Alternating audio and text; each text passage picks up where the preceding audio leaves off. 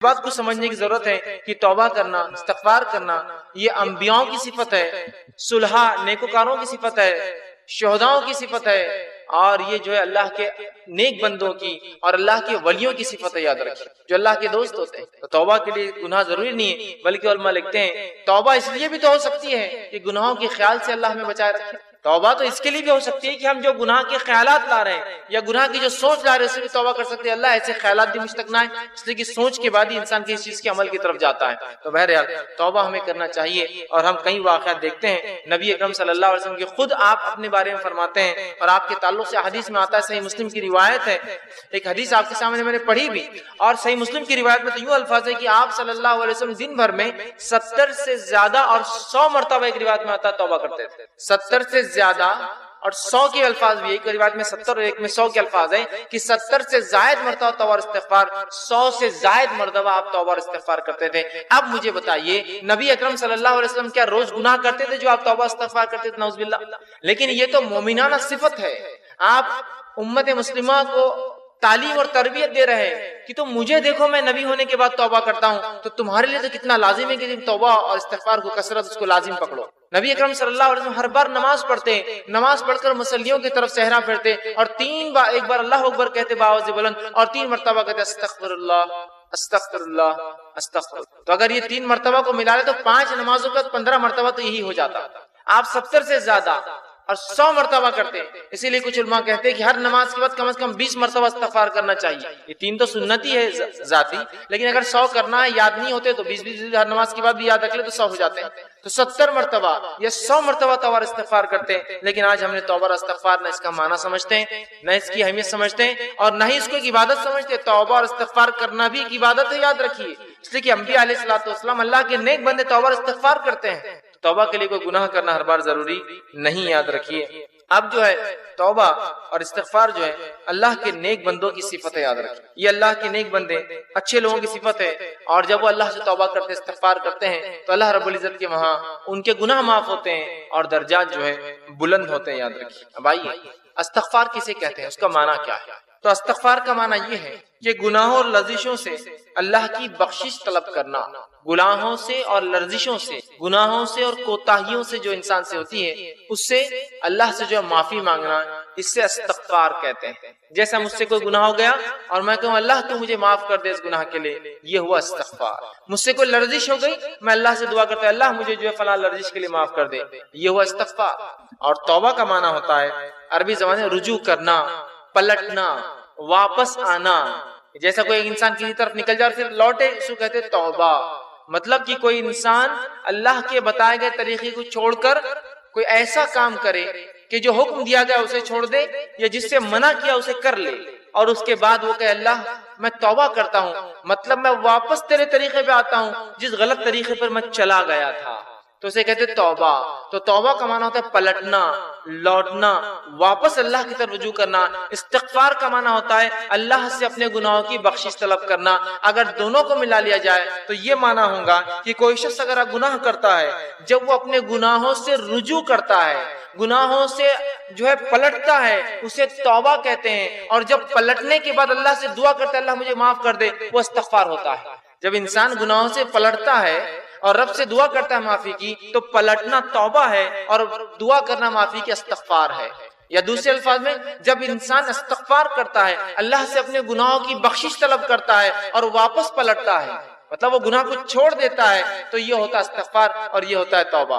تو دونوں کا بہت گہرا تعلق ہے، یاد رکھیے، توبہ اور استغفار۔ اس لیے کہ جب انسان توبہ کرتا ہے، رب کی طرف پلٹتا ہے، تو اس کے لیے طریقہ استغفار کا اختیار کرتا ہے، معافی مانگتا ہے، اور جب معافی مانگتا ہے تو گناہ کو چھوڑ کر واپس لوٹ آتا ہے اپنے رب کے راستے کی طرف، رجوع کر لیتا ہے۔ تو توبہ اور استغفار یہ ہے کہ گناہ کرنے کے بعد واپس پلٹنا، اور واپس پلٹ کے اپنے گناہوں کی معافی مانگنا، پلٹنا واپس توبہ اور معافی مانگنا ہے استغفار۔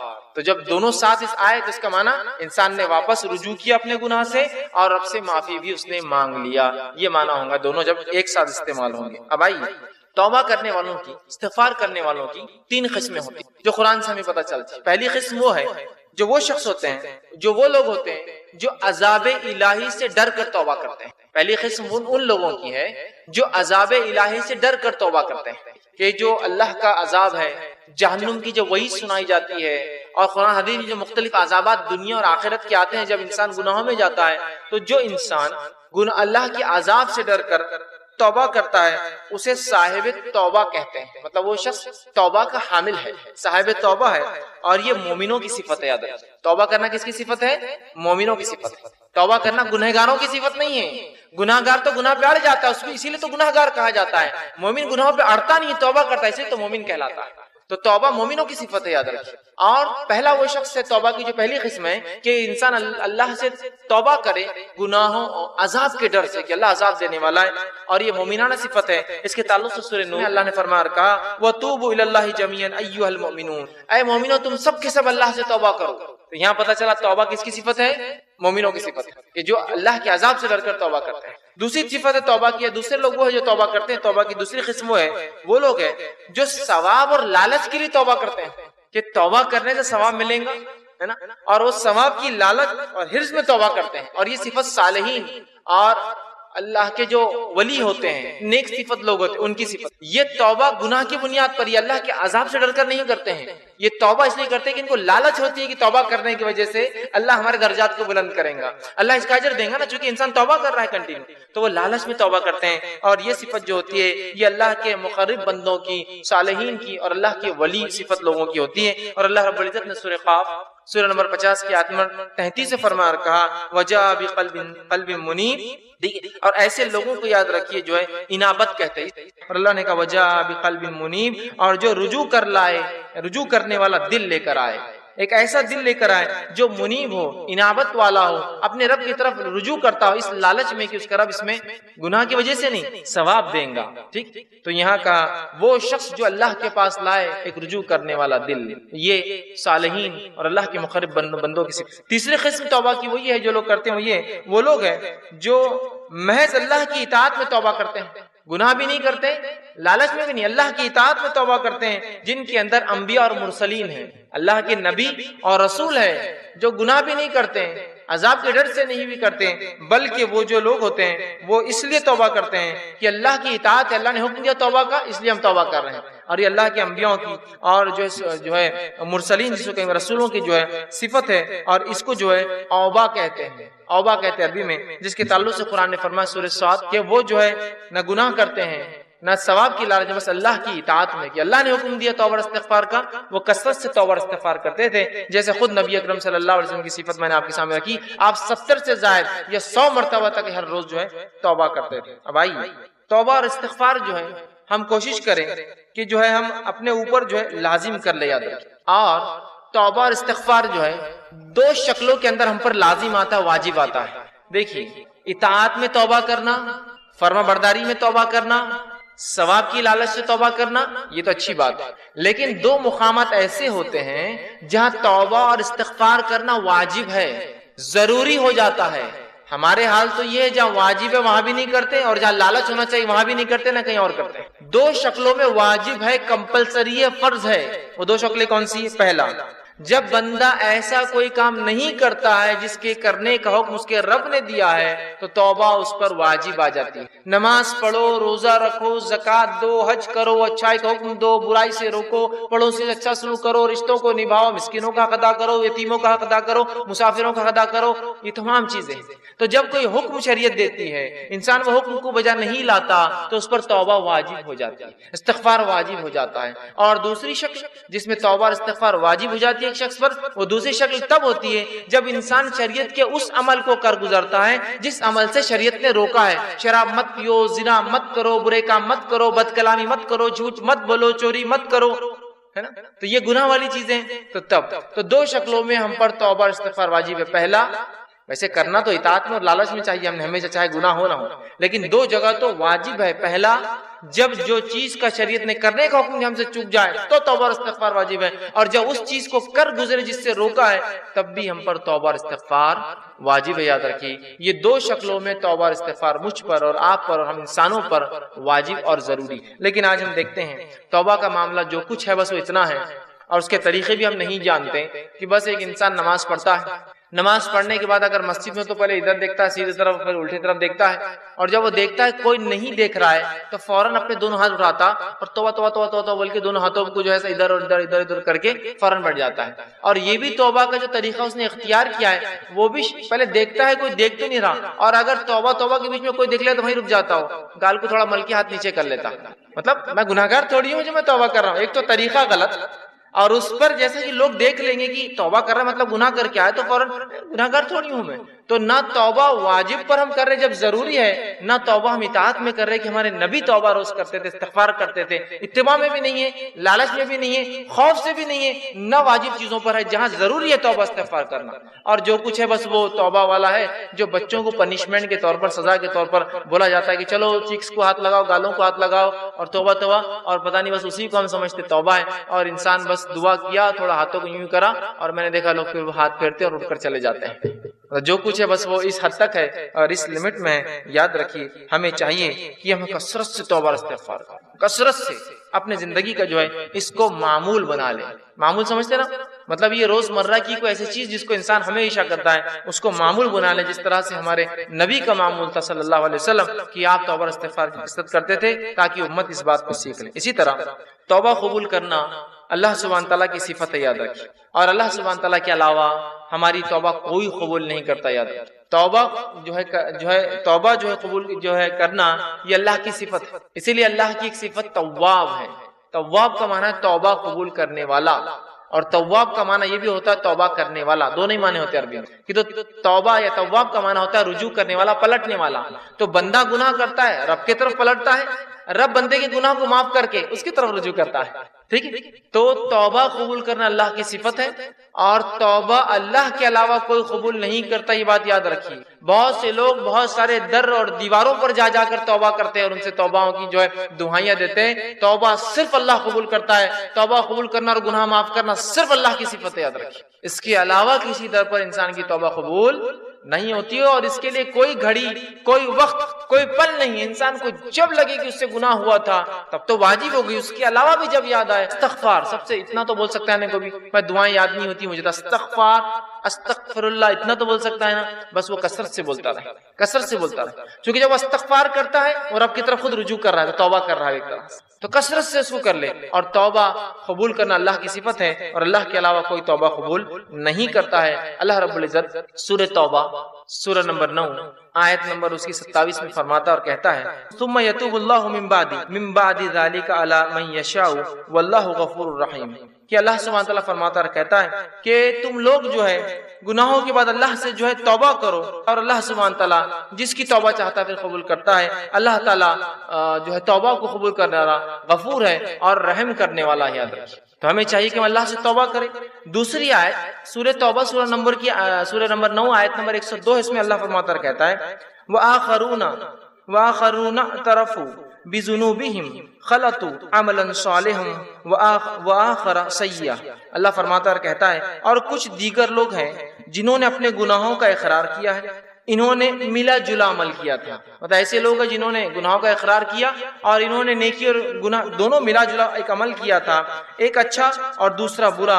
امید ہے کہ اللہ ان کی توبہ قبول فرمائے گا، یقین اللہ بہت بخشنے والا اور رحم کرنے والا ہے۔ تو جب انسان سے کوئی عمل ہوتا ہے جس میں اچھائی اور برائی انسان دونوں کرتا ہے، نیکی اور بدی دونوں کرتا ہے، تو رب کی طرف وہ رجوع کرے، رب سے وہ توبہ کرے، اور رب انشاءاللہ عزیز اللہ کو ہم توبہ قبول کرنے والا اور معاف کرنے والا ضرور پائیں گے۔ اسی طرح سے سورہ توبہ سورہ نمبر 9 کی آیت 104 میں اللہ نے فرمایا اور کہا الم یعلم ان اللہ هو يقبل توبۃ عن عباده ويأخذ الصدقات وان اللہ هو التواب الرحیم، کہ اللہ سبحانہ وتعالی فرماتا علم یعلم، کہ اس بات کا تم علم حاصل کر لو، اس بات کو تم جان لو کہ وہ اللہ ہی ہے جو تمہاری توبہوں کو قبول کرتا ہے اور تم سے صدقات کو قبول کرتا ہے، اور اللہ تعالیٰ جو ہے بہت توبہ قبول کرنے والا اور بہت رحم کرنے والا ہے۔ تو اللہ ہی جو توبہ قبول کرتا ہے، اللہ ہی ہمارے صدقات کو قبول کرتا ہے، اور اللہ توبہ قبول کرنے والا اور اپنے بندوں پر جو ہے رحم کرنے والا ہے، یاد رکھیں۔ اسی طرح ہم دیکھتے ہیں توبہ اور استغفار اتنی اہم چیز ہے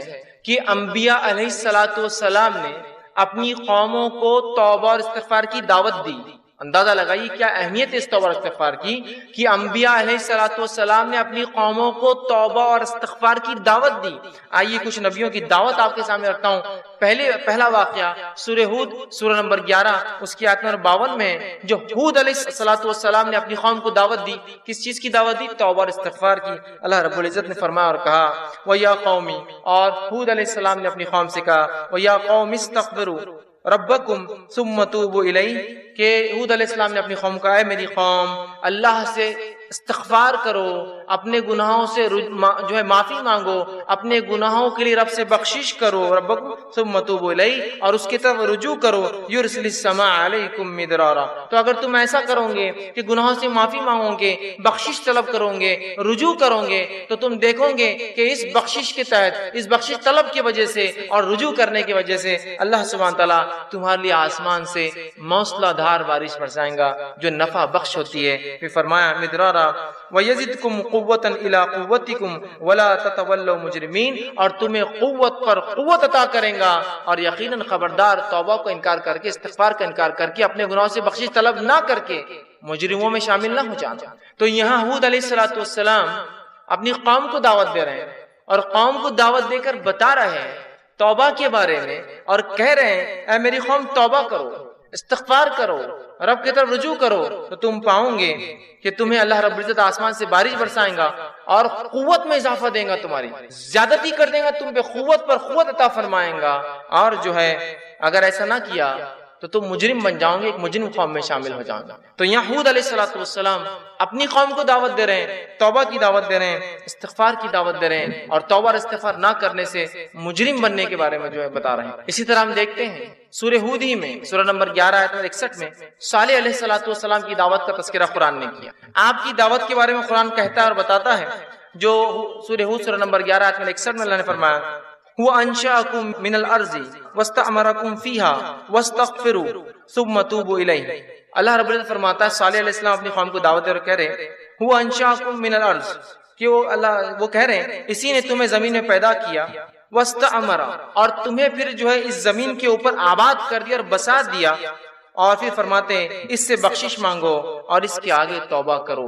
وہ کہتے ہیں کہ فیہا واستغفروا، کہ تم اس سے استغفار کرو، ثم توبوا الیہ، اور اے میری قوم اللہ کی طرف رجوع کرو، لوٹو۔ تو یہاں ہم دیکھ رہے ہیں صالح علیہ الصلوۃ والسلام نے اپنی قوم کو دعوت دی اور اللہ کی طرف رجوع کرنے کا، توبہ کرنے کا حکم دیا۔ آئیے آگے بڑھتے ہیں۔ شعیب علیہ الصلوۃ والسلام کے بارے میں اللہ نے فرمایا سورہ ہود ہی میں سورہ نمبر 11 آیت نمبر 90 میں، اور کہا وَاسْتَغْفِرُوا رَبَّكُمْ ثُمَّ تُوبُوا إِلَيْهِ، کہ پھر شعیب علیہ السلام نے اپنی قوم کو دعوت دی اور کہا اے میری قوم اللہ سے استغفار کرو، اپنے گناہوں کی بخشش طلب کرو اور اس کی طرف رجوع کرو، اس کی طرف پلٹ آؤ، اپنے گناہوں سے جو ہے معافی مانگو۔ اب انبیاء علیہ الصلوۃ والسلام نے نہ صرف قوموں کو توبہ اور استغفار کی دعوت دی، بلکہ انبیاء علیہ الصلوۃ والسلام نے خود بھی اللہ سے توبہ کی جب ان سے چھوٹی موٹی خطائیں اور لرزشیں ہو جاتی تھی۔ نہ صرف دعوت دی بلکہ خود بھی جب چھوٹی موٹی لرزشیں اور خطائیں ہو جاتی تو انہوں نے بھی اللہ سے توبہ کیا، جس کے تعلق سے مشہور واقعہ ہے آدم علیہ الصلوۃ والسلام کا، جس کے تعلق سے سورہ بقرہ سورہ نمبر 2 آیت نمبر 37 میں اللہ رب العزت فرمایا اور کہا فَتَلَقَّى آدَمُ مِن رَّبِّهِ كَلِمَاتٍ فَتَابَ عَلَيْهِ، تو آدم علیہ السلام کو جب وہ خطا ہوئی کہ جو انہوں نے وہ پھل کھا لیا جس سے منع کیا گیا تھا، تو اللہ نے کہا پھر ہم نے آدم کو کلمات سکھائے اور وہ آدم نے کلمات ادا کیے تاکہ جو ہے فتاب علیہ، اور پھر ہم نے ہمارے طرف آدم نے رجوع کیا اور ہم نے آدم علیہ السلام کو معاف کیا۔ تو آدم علیہ السلام نے خطا کی، اللہ سے معافی مانگی۔ تو انبیاء نے نہ صرف دعوت دی استغفار کی بلکہ ان سے بھی اگر چھوٹی موٹی لرزشیں ہو جائے تو فوراً جو اللہ رب العزت سے انہوں نے رجوع کیا، استغفار کیا اور توبہ کیا۔ دوسرا واقعہ نوح علیہ الصلوۃ والسلام کا، جب نوح علیہ الصلوۃ والسلام کے زمانے میں جو ہے عذاب آئے اللہ کا، بارش برسی آسمان سے اور زمین سے خوب پانی نکلا، تو نوح علیہ السلام نے اپنے بیٹے سے کہا میرے بیٹے تم بھی اس کشتی میں سوار ہو جاؤ، اس لیے کہ اس سفینہ اس کشتی کے علاوہ اب کوئی نجات کا ذریعہ نہیں ہے۔ اور نوح علیہ السلام یہ مکالمہ کر ہی رہے تو بیٹے نے کہا کہ اے میرے والد میں بہت اونچی چوٹی پر چڑھ جاؤں گا، یہاں تک پانی نہیں آئے گا۔ اور اسی مکالمے کے بیچ ایک لہر آئی اور نوح علیہ السلام کا بیٹا اس عذاب میں جو ہے مبتلا ہو گیا۔ جب عذاب میں مبتلا ہوا تو نوح علیہ السلام نے اللہ سے دعا کی کہ اللہ میرا بیٹا تو میرے اہل میں سے تھا، پھر کیوں نہیں بچا؟ تو نوح علیہ السلام کی اس بات پہ اللہ رب العزت ناراض ہوا کہ نوح علیہ السلام نے ایسے کیسے سوال کر دیا اللہ سے۔ اللہ بہتر جانتا تھا. اللہ نے جواب دیا اور نوح سے کہا. سنیے واقعے کو. سورہ ہود سورہ نمبر 11 آیت 47 میں اللہ نے فرمایا قال رب انی اعوذ بک ان اسالک ما لیس لی بعلم، کہ نوح علیہ السلام نے جب یہ بات کہہ دی اللہ ناراض ہوا تو فوراً نوح علیہ السلام نے اللہ سے گزارش کی دعا کی. کہا قال رب انی اعوذ، اے اللہ میں تیری پناہ میں آتا ہوں، ان اسالک ما لیس بعلم، کہ ایسا میں نے تجھ سے سوال کر لیا جس کے بارے میں مجھے علم نہیں. تو بہتر جانتا تھا کہ تو نے کیوں کیا میرے بیٹے کے ساتھ، لیکن نوح علیہ السلام چونکہ سوال کر گزرے تھے تو فوراً جیسی اللہ کی ناراضگی کا علم ہوا کہ اللہ میں تجھ میں پناہ مانگتا ہوں کہ میں نے ایسا سوال تجھ سے کیا جس کے بارے میں اللہ مجھے علم نہیں تھا. آگے فرماتے علم وَإِلَّا اسْتَغْفِرْ لِي وَتَرْحَمْنِي أَكُمْ مِنَ الْخَاسِرِينَ، اور میں تجھ سے توبہ کرتا ہوں، تجھ سے بخشش طلب کرتا ہوں اور تجھ سے رحم طلب کرتا ہوں، اگر ایسا نہ ہوا تو میں تو خسارہ اٹھانے والوں میں سے ہو جاؤں گا اللہ. پھر اللہ رب العزت نے نوح علیہ السلام کی توبہ قبول کی. آپ نے ایک سوال کیا تھا، اللہ رب العزت کو ناپسندیدہ گزرا کہ جب اللہ نے عذاب میں ڈال دیا، مبتلا کر دیا آپ کے بیٹے کو، آپ نے سوال نہیں کرنا چاہیے، لیکن بیٹا تھا. سوال آیا ذہن میں کہ کیا بات ہے، جب سوال کر بیٹھے تو اللہ رب العزت نے جواب دیا نوح کہ تمہیں یہ حق نہیں تھا. اور اے نوح، بلکہ قرآن کے الفاظ تو اتنے سخت ہیں، اے نوح جاہلوں میں سے نہ ہو جاؤ ایسے سوال کر کے. جو ہی اللہ نے کہا نوح علیہ السلام فوراً کہا اللہ بس میں تجھے پناہ مانگتا ہوں، معافی طلب کرتا ہوں، بخشش طلب کرتا ہوں، رحم طلب کرتا ہوں، ورنہ میں تو خسارے میں ہو جاؤں گا. اور اللہ نے بہرحال ان کو معاف کر دیا. تو انبیاء علیہ السلام نے صرف دعوت نہیں دی توبہ کی، وہ کرتے بھی تھے. آئیے تیسرا واقعہ موسیٰ علیہ السلام کا قرآن سے ہم لیتے ہیں. سورہ قصص سورہ نمبر 28 آیت نمبر 16 میں اللہ نے فرمایا کہا موسیٰ علیہ السلام کا قول نقل کیا قال ربی انی ظلمت نفسی فاغفر لی فتغفر لہ.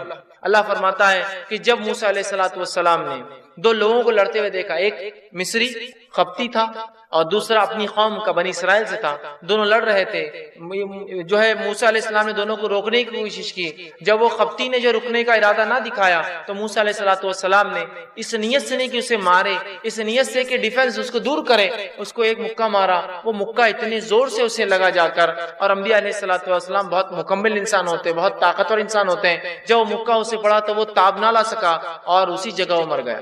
ان کا انٹینشن بالکل نہیں تھا کسی کو قتل کرنے کا، لیکن جب اسے پڑا وہ مر گیا. اور جو کچھ واقعہ جو ہی آپ سے یہ خطا ہوئی فوراً رب سے جو ہے موسیٰ علیہ السلام توبہ کی اور کہا قال ربی انی ظلمت نفسی، اے اللہ یہ تو میں بچانا چاہ رہا تھا لیکن میرے ہاتھ سے یہ ختم ہو گیا، میں نے اپنے نفس سے ظلم کر لیا کہ انسان کو مار، مجھ سے خطا ہوگی کہ میرے ہاتھ سے مر گیا. نفسی فاغفر لی، تو اللہ مجھے معاف کر، میری بخشش کر. دیکھیے فاغفر لی، میری بخشش کر تو.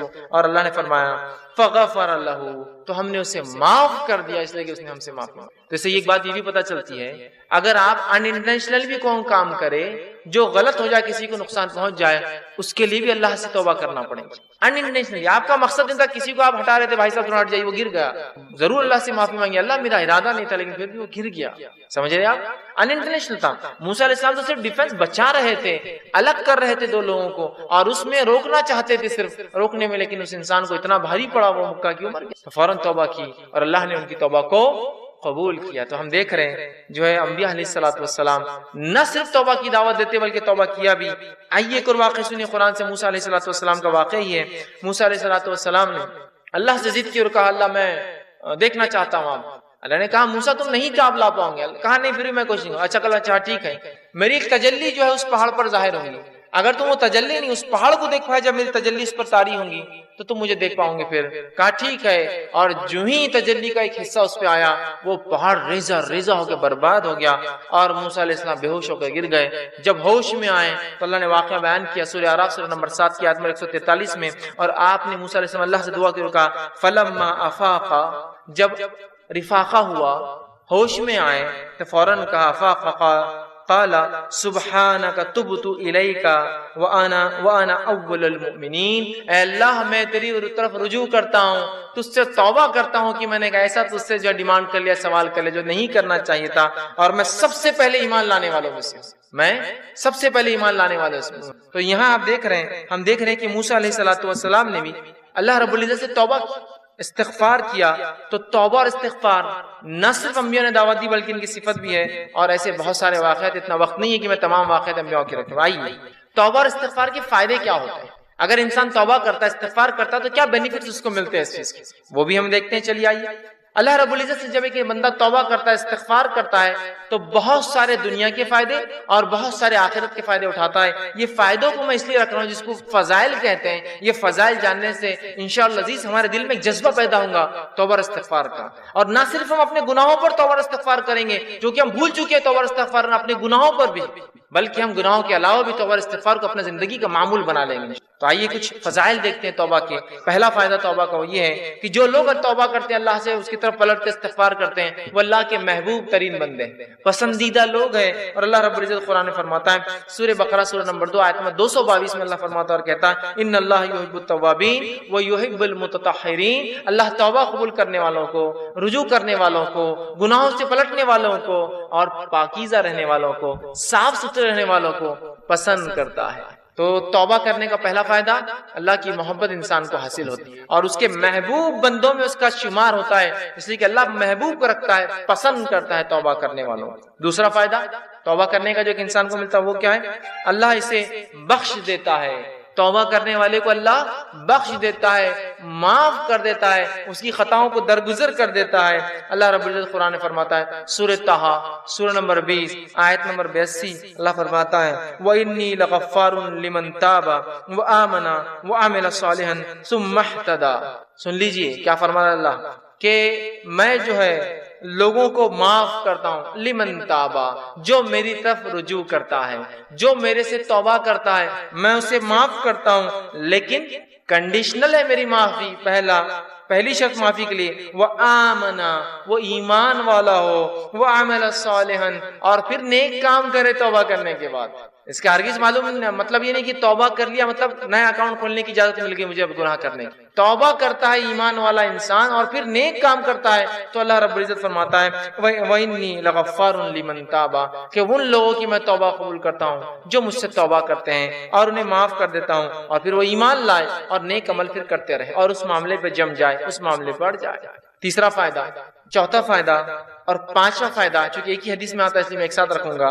تیسرا فائدہ توبہ کا ہے اللہ غم سے نجات دیتا ہے، پریشانیوں سے نجات دیتا ہے، مشکلوں سے نجات دیتا ہے۔ چوتھا فائدہ تنگ دستی دور کرتا ہے۔ سبحان اللہ، ہم نے سوچا بھی نہیں تھا توبہ استغفار کا تعلق تنگ دستی سے بھی ہو سکتا ہے، یا توبہ استغفار کرنے سے رزق میں کشادگی بھی آ سکتی ہے، مال و دولت میں فراوانی بھی ہو سکتی ہے۔ اس لیے کہ توبہ کرنے کا ایک فائدہ ہے تنگ دستی سے اللہ نجات دیتا ہے۔ اور پانچواں فائدہ توبہ کا معلوم آپ کو کیا ہے؟ ایسی جگہ سے روزی دیتا ہے جہاں سے سوچا بھی نہیں ہو۔ تنگ دستی بھی دور ہوتی ہے، غم بھی دور ہوتے ہیں، اور ایسی جگہ سے روزی ملتی ہے، روزی سمجھتے ہیں نا آپ، رزق ملتا ہے جہاں سے سوچا بھی نہیں ہوگا، گمان بھی نہیں کیا ہوگا، فہم میں بھی نہیں لایا ہوگا اس نے۔ آئیے حدیث اس طرح سے ابو داؤد کی روایت ہے، تینوں فائدے ایک ہی حدیث میں آتے ہیں۔ پہلا، جو شخص استغفار کو لازم پکڑ لیتا ہے، استغفار کو اپنے نفس سے لازم کر لیتا ہے، پکڑتا ہے، تو اللہ تعالیٰ اس کے لیے ہر غم سے نجات کا راستہ نکالتا ہے۔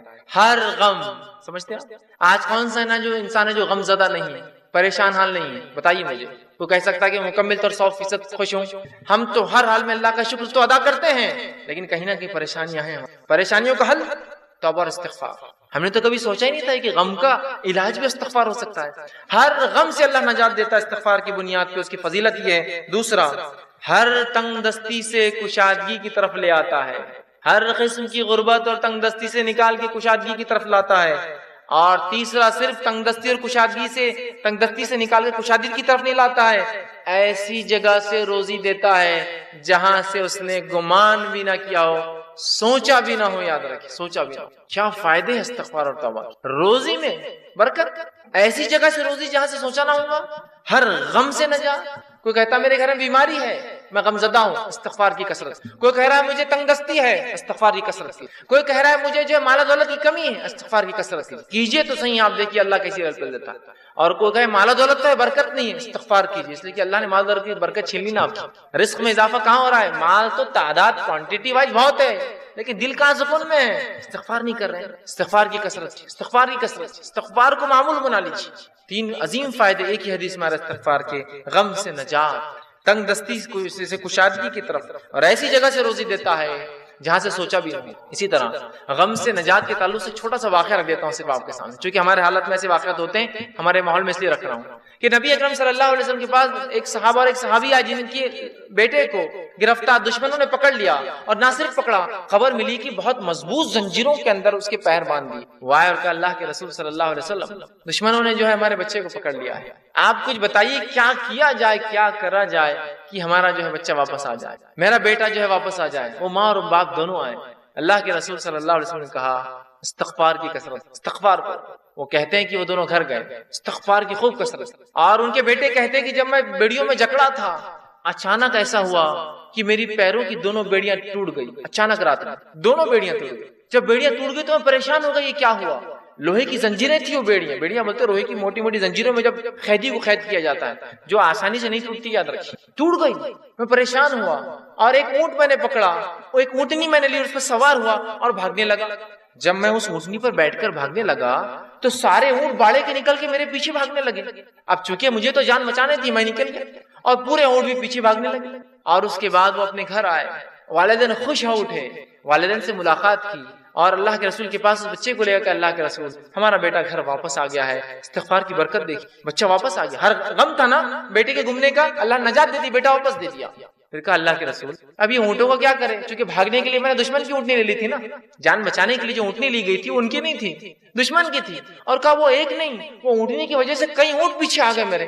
تو اللہ کے رسول نے کہا یہ رزق ہے جو اللہ نے تمہیں دیا بغیر سوچے کہ، مطلب ایسی جگہ سے دیا جو تم استعمال کرو ان اونٹنیوں کو اور ان اونٹوں کو، اور ان کو سارے اونٹ دے دے۔ دیکھیے نا، ایک تو نجات ملی استغفار سے، اور دوسرا رزق بھی مل گیا جہاں سے سوچا بھی نہیں تھا، دشمن کا رزق، مطلب دشمن کے پاس کی چیز گھر آ گئی اپنی۔ کتنے فائدے نا استغفار کے۔ آئیے استغفار کے اور فائدے سمجھیں، چھٹا، ساتواں، آٹھواں، نواں فائدہ ایک ہی آیت کے اندر آتا ہے، اس لیے 4 فائدے رکھ رہا ہوں۔ چھٹا فائدہ، بہترین اللہ موسلادھار بارش برساتا ہے استغفار کی کثرت سے۔ اسی طرح مال میں اضافہ کرتا ہے اللہ جو ہے استغفار کی کثرت سے اور توبہ کی کثرت سے۔ اولاد میں ترقی دیتا ہے اللہ استغفار اور توبہ کی کثرت سے، اور باغات اور نہریں نکال دیتا ہے، رزق کے ذریعے بنا دیتا ہے استغفار کی کثرت سے۔ اللہ رب العزت نے سورہ نوح سورہ نمبر 71 آیت نمبر 10، 11 اور 12 میں فرمایا، کہا نوح علیہ السلام نے اپنی قوم کو دعوت دی، اور دعوت دیتے وقت وہ انہیں کیا کہہ رہے سنیے، وہ کہتے ہیں قُلْتُ اسْتَغْفِرُوا رَبَّكُمْ إِنَّهُ كَانَ غَفَّارًا، اے میری قوم اپنے رب سے استغفار کرو اپنے گناہوں کے لیے، تم شرک جیسی برے جرم میں جو ہے پھنسے ہوئے ہو، اپنے رب سے معافی مانگو جو ہے إِنَّهُ كَانَ غَفَّارًا، تمہارا رب ہمارا رب ضرور ہمیں معاف کرے گا اس گناہ کے لیے بھی اور تمام چیزوں کے لیے۔ يُرْسِلِ السَّمَاءَ عَلَيْكُمْ مِدْرَارًا، اور جب تم توبہ کرو گے تو آسمان سے موسلادھار بارش برسائیں گا جو نفع بخش ہوتی ہے، نقصان دہ ہوتی ہے۔ يُرْسِلِ السَّمَاءَ عَلَيْكُمْ مِدْرَارًا، کس وجہ سے؟ ایمان لانے کے بعد اگر استغفار کرو گے تو آسمان سے بہترین موسلادھار بارش برسائیں گا۔ پھر فرمایا وَيُمْدِدْكُمْ بِأَمْوَالٍ وَبَنِينَ، اور تمہیں مال میں، دیکھیے مال کا سیدھا لفظ ہے، رزق کا لفظ ہے، رزق میں مال اولاد سب آتا ہے۔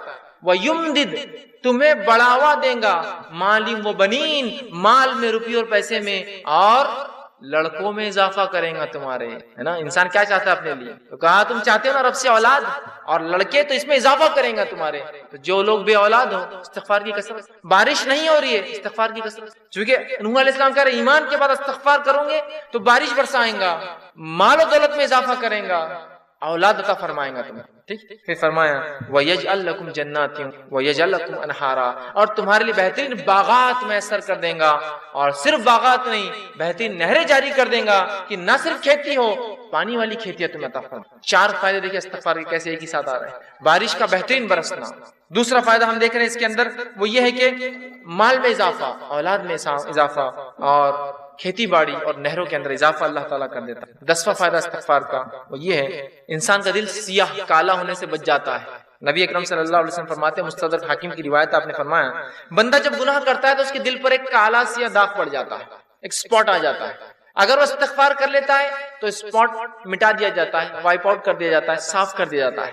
لیکن اگر وہ توبہ اور استغفار نہیں کرتا تو داغ بڑھتا جاتا ہے، بڑھتا جاتا ہے، بڑھتا جاتا ہے، حتیٰ کہ اس کا پورا دل کالا ہو جاتا ہے۔ تو اگر انسان توبہ استغفار کرتا ہے تو دل صاف ہو جاتا ہے، وہ دھبا دل سے نکل جاتا ہے جو گناہ کی وجہ سے لگ جاتا ہے دلوں کے اوپر۔ لیکن آج گناہ کرنے کے بعد بھی ہم کہاں رجوع کرتے ہیں استغفار کا، ہے نا۔ اسی لیے کہا جاتا ہے ہمارے دل تو آج کالے ہو چکے ہیں، اس لیے کہ ہمارے اعمال کالے۔ استغفار کرنے سے دھبا مٹتا چلا جاتا ہے، گناہ ہوئے استغفار کیجیے، توبہ کیجیے، دھبا مٹ جائیں گے۔ تو دل کالے ہونے سے بچ جاتا ہے، اور جب استغفار کرتا ہے تو دل چمکا دیا جاتا ہے، صاف کر دیا جاتا ہے۔ اسی طرح 11واں فائدہ توبہ اور استغفار کا وہ یہ ہے کہ توبہ اور استغفار سے کتنا ہی گناہ، بڑا گناہ کیوں نہ اللہ معاف کر دیتا ہے۔ توبہ اور استغفار جب انسان کرتا ہے نا، کتنا ہی بڑا گناہ آپ نے اور ہم نے کیوں نہ کیا ہو، اللہ معاف کر، کتنا ہی بڑا۔ اور سب سے بڑا دنیا میں گناہ کون سا ہے؟ اللہ کے ساتھ شرک کرنا۔ اگر شرک کرنے والا بھی توبہ کرے سچی، تو سچی توبہ کے بعد اللہ اس کے شرک کو بھی معاف کر دیتا ہے، زنا کو بھی معاف کر دیتا ہے، کفر کو بھی معاف کر دیتا ہے، نفاق کو بھی معاف کر دیتا ہے، ہر قسم کے گناہ کو معاف کر دیتا ہے۔ اور نماز اگر چھوڑتا ہے، تارک الصلاۃ، نماز چھوڑنے والا، تو اس کے گناہ معاف ہو جائیں گے، لیکن توبہ سچی ہو۔ اور توبہ کی شرائط میں انشاءاللہ آگے آؤں گا، لیکن جو بات آیت گزری آگے وہ یہ ہے کہ ایمان لانے کے بعد عمل صالح بڑھ جائے، یہ توبہ کی شرائط ہے۔ ورنہ یہ نہیں کہ توبہ کر لی اور اگلا گناہ کرنا پھر شروع کر دیا۔ گناہ کرنے سے ہر گناہ کی معافی، توبہ کرنے سے ہر گناہ کی معافی ملتی ہے، ہر گناہ کی۔ شرط یہ ہے کہ موت سے پہلے یا قیامت کی کوئی بڑی علامت آنے سے پہلے یہ کر لیا جائے، موت سے پہلے۔ اس لیے کہ آپ نے حدیث فرمایا، جب خرخراہٹ کی آواز گلے میں شروع ہوتی نا، نزات کی حالت، موت سے قریب خرخر آواز آتی ہے گلے سے، انسان مرنے قریب ہوتا، تو تب کی گئی توبہ قبول نہیں ہوتی ہے۔ جیسے کہ فرعون نے بھی توبہ کی تھی جب وہ غرق ہو رہا تھا، صحیح بخاری کی روایت، غرق ہو رہا تھا، موت دیکھ چکا تھا، توبہ کی، اللہ نے توبہ قبول نہیں کی اور ڈوب کو مارا گیا، کیونکہ ڈوبتے وقت کہا میں ایمان لایا موسیٰ اور ہارون کے رب پر، کام نہیں آئی۔ لیکن تو اس سے پہلے کی موت آئے توبہ کر لے، یا کوئی علامت آ جائے قیامت کی، توبہ ضرور۔ ہر گناہ کی توبہ اللہ معاف کرتا ہے، لیکن زندگی میں یاد رکھیں، مرنے سے پہلے اور نزات کی حالت، مطلب مرنے کے بعد اور نزات کی حالت سے پہلے اگر توبہ نہ ہوئی تو پھر توبہ کی گنجائش نہیں۔ جو گناہ ہم سے ہوا ہو، کتنا ہی بڑا کیوں نہ ہو، سچی توبہ اپنے رب سے کیجیے، یاد رکھیں توبۃ النصوحہ کیجیے، انشاءاللہ عزیز ہمارا رب کو ہم پائیں گے کہ وہ ہر گناہ کو معاف کرتا ہے۔ آئیے 12واں فائدہ، سچی توبہ کرنے سے ایک ایسا عظیم فائدہ ہے، سنیے، سچی توبہ کرنے سے اللہ گناہوں کو بھی نیکی میں تبدیل کر دیتا ہے۔ سبحان اللہ۔ ایسا کہیں ہوتا ہے کسی کا آپ نے نقصان کیا، نقصان کرنے کے بعد معافی مانگی اور اس نے اتنے نقصان کے بدلے آپ کو کچھ عطا کر دیا، ہوتا یہ کہ معافی دے دے تو بڑی بات ہے، نہیں تو چیز بھر کی بھی دینا پڑتی، معافی مانگنا پڑتی، زندگی بھر کی دشمنی بھی رہتی۔ باقی گناہوں کو نیکی میں تبدیل کرنے اگر توبہ سچی ہو تو نبی اکرم صلی اللہ علیہ وسلم کے پاس ایک ایسا قبیلہ آیا عرب کا جو لوٹ مار کرتا تھا، راستوں مسافروں کو لوٹتا تھا، اور وہی ان کے انکم کا ذریعہ تھا، خون قرابہ، قتل، غارت گری، شرک اور کفر اور لوٹ مار۔ وائے کہ اللہ کے رسول، کیا ہماری توبہ ہے؟ مطلب ہم اگر توبہ کرنا چاہتے ہیں کہ ہماری توبہ ہے، جو اتنے گناہ ہم زندگی میں کر چکے ہیں، اور آج کون سا ایسا انسان ہے دنیا میں جو معافی نہیں چاہتا اپنے گناہوں کے لیے؟ راستہ یہ ہے معافی کا، راستہ یہ ہے معافی۔ ہر انسان چاہتا ہے اسے گناہ معاف ہو، ہر انسان ریپینٹ کرنا چاہتا ہے، توبہ کرنا چاہتا ہے، استغفار کرنا چاہتا ہے اپنے رب سے، یہ ہے طریقہ توبہ۔ تو کہا ہماری کوئی توبہ ہے؟ اللہ رب العزت نے ایک پوری طویل آیت نازل کی کہ وہ لوگ جو